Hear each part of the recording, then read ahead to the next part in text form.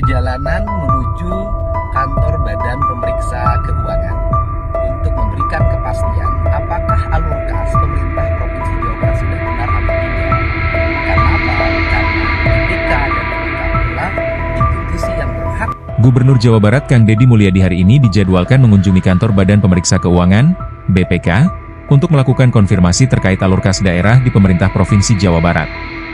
Langkah ini diambil untuk memastikan apakah pengelolaan kas daerah selama ini sudah berjalan sesuai prosedur ataukah terdapat kekeliruan administratif. Menurut Kang Deddy, konfirmasi kepada BPK merupakan bagian dari upaya transparansi dan akuntabilitas pengelolaan keuangan daerah yang menjadi penting agar publik dan pemangku kepentingan mendapatkan kepastian atas penggunaan anggaran daerah. Ini adalah upaya untuk memastikan setiap rupiah dari APBD digunakan dengan benar dan membawa manfaat bagi masyarakat Jawa Barat, ujarnya. Kunjungan Kang Deddy ke BPK ini juga terkait dengan polemik sebelumnya mengenai dana kas daerah yang disimpan dalam bentuk giro yang mendapat sorotan dari Menteri Keuangan Purbaya-Yudi Sadewa, yang menyebut adanya dana daerah yang mengendap di perbankan. Kang Deddy telah menegaskan bahwa penempatan dana tersebut merupakan bagian dari pengelolaan yang sesuai aturan dengan tujuan efisiensi dan penghindaran risiko hukum dalam pembayaran proyek.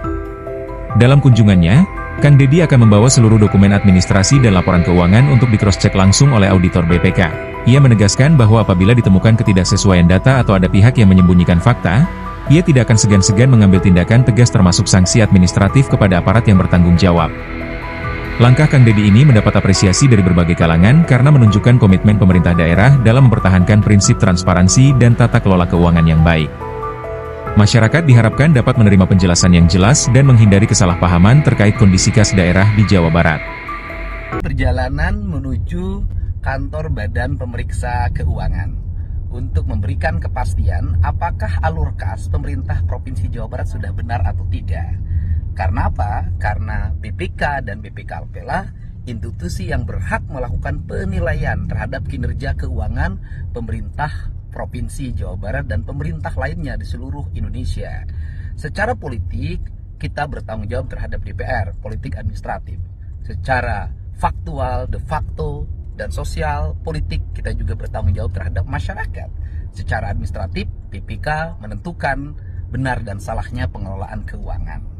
Dan ini adalah jalan untuk bagaimana kita berkinerja keuangan yang baik agar belanjanya bermanfaat bagi kepentingan masyarakat secara luas.